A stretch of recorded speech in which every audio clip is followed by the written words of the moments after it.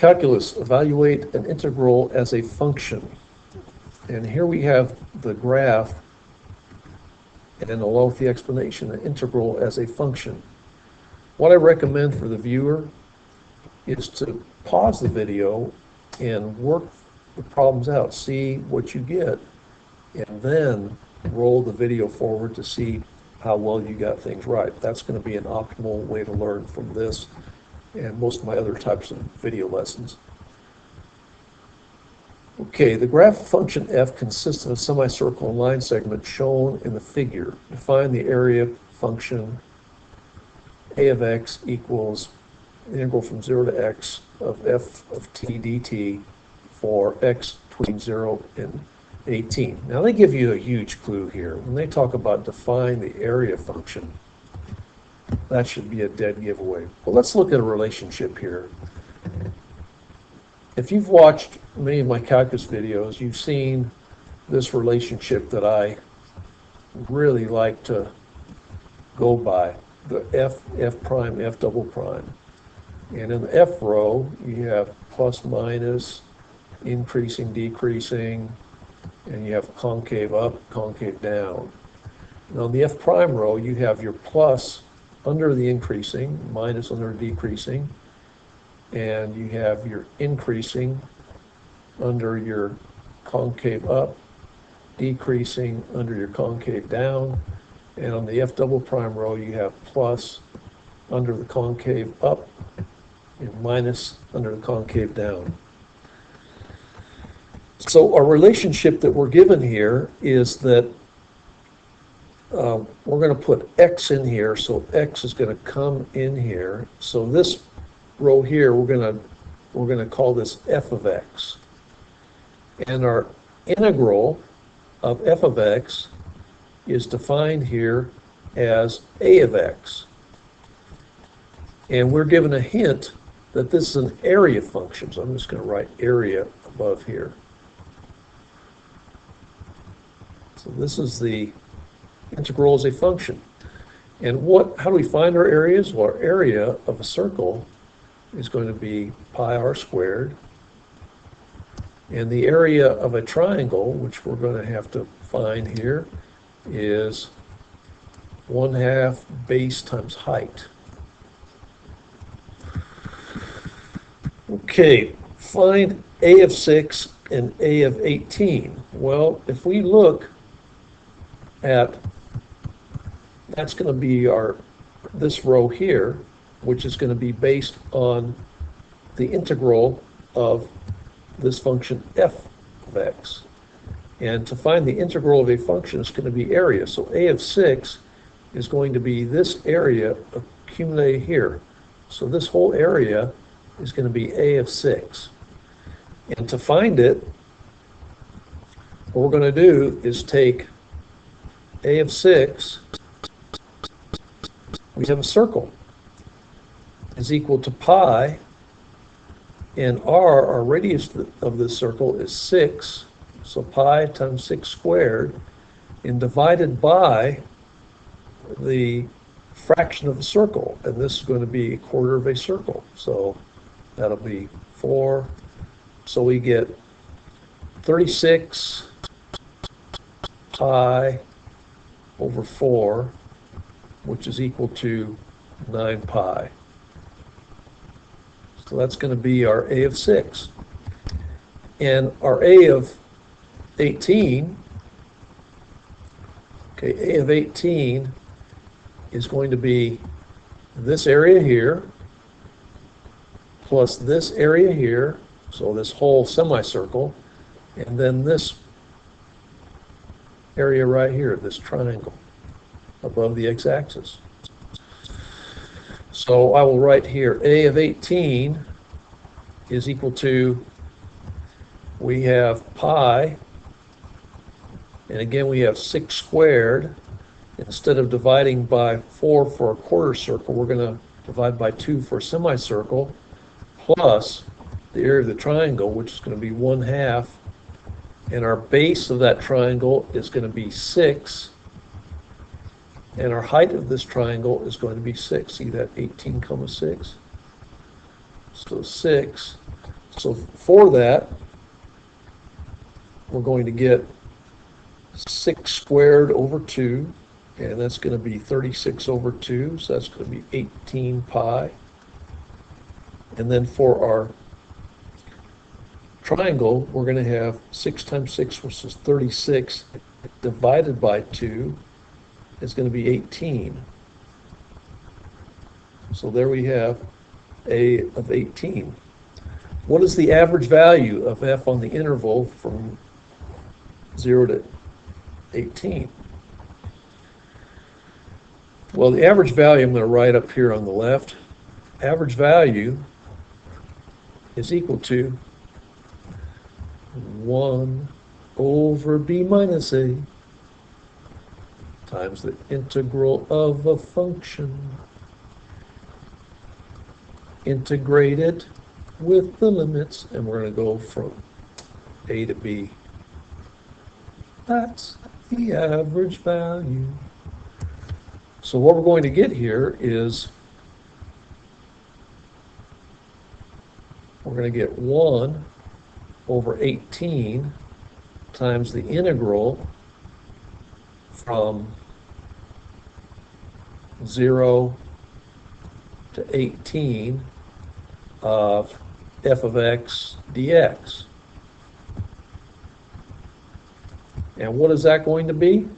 That's going to be this a of 18 right here. So we have 1/18 of 18 pi plus 18. And so we're going to divide each of these by 18. So we're going to get pi plus 1. So that's going to be our average value.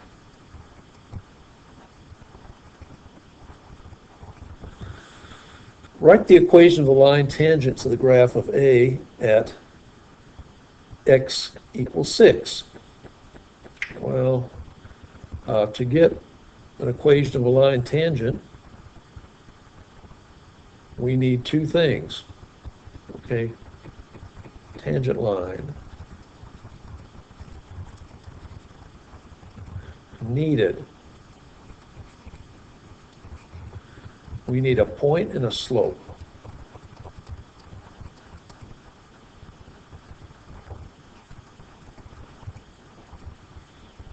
Okay, so to get our point, well, we're going to have the point 6 comma, because at x equals 6, so it's going to be 6. And for a, we already found out what that is. That's going to be comma 9 pi. And what is our slope going to be? Well, our slope is going to be our first derivative relative to the a function. So it's going to be this thing right here, this f of x function. And we see that at x equals 6, our slope value is 6. So I'm going to put m sub t, meaning the slope of the tangent line is 6. And so in the point slope form, we have y minus y1 equals m times quantity x minus x1. So our equation is going to be y minus y1, which is 9 pi, equals m, which is 6, times quantity x minus 6. So that's going to be, I'm going to put here tangent line equation.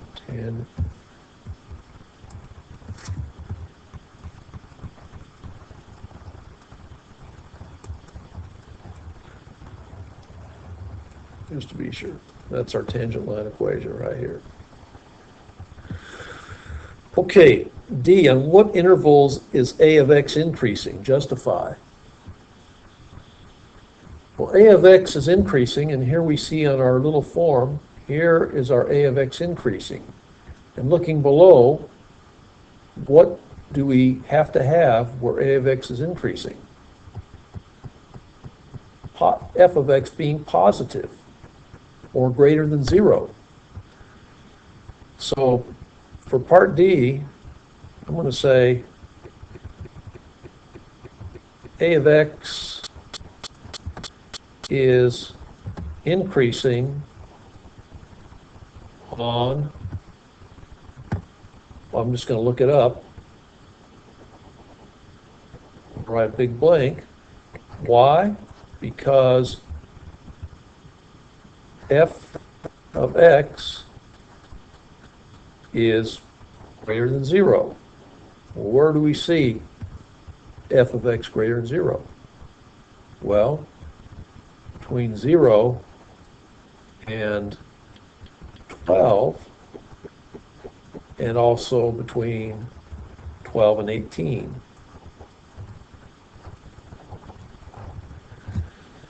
And you can make an argument too. This will be acceptable for your AP test here a couple weeks from now, but you can also make the argument and combine these in one single interval from 0 to 18. The reason you can do that is because I'm just right here, or 0, 18. And that would be because for 3 ordered inputs,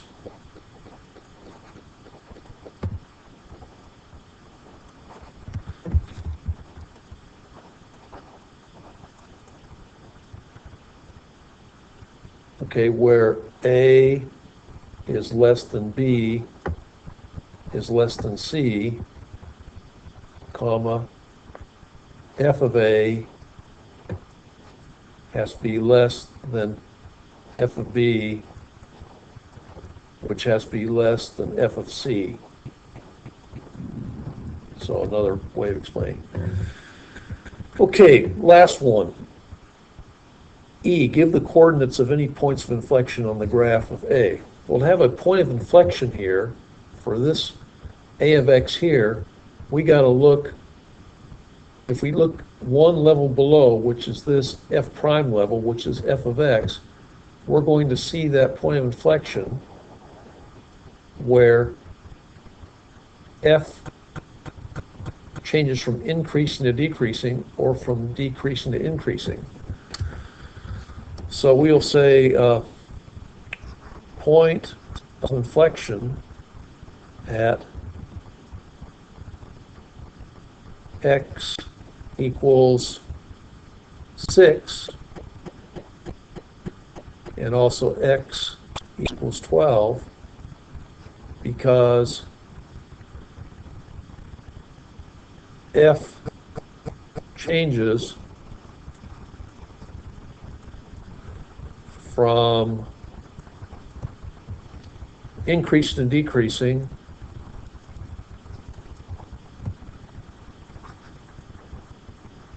or from decreasing to increasing.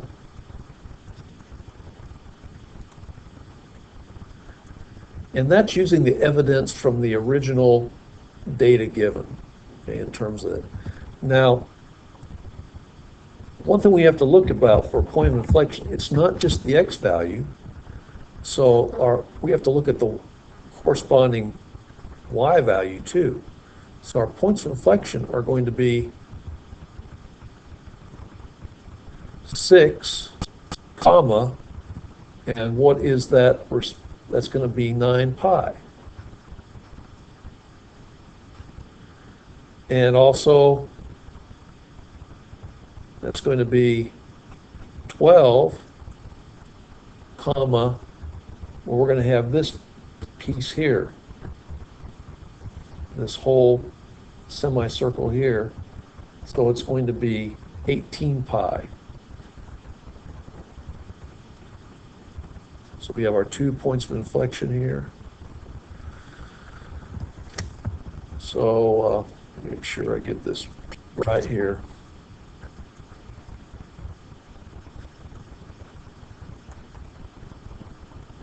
So that's it. We've covered all of this. I hope this has been helpful to you. As always, good luck and thanks for viewing.